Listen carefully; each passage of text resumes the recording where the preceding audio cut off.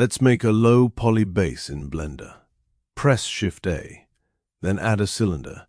Go and change the vertices to 6. Scale the top and bottom of the cylinder in, and then scale the cylinder out.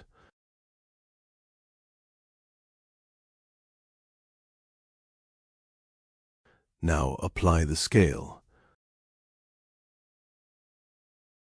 Go into Edit mode and select Face mode. Select the top of the cylinder. Right-click and select Inset Faces, then Extrude Faces.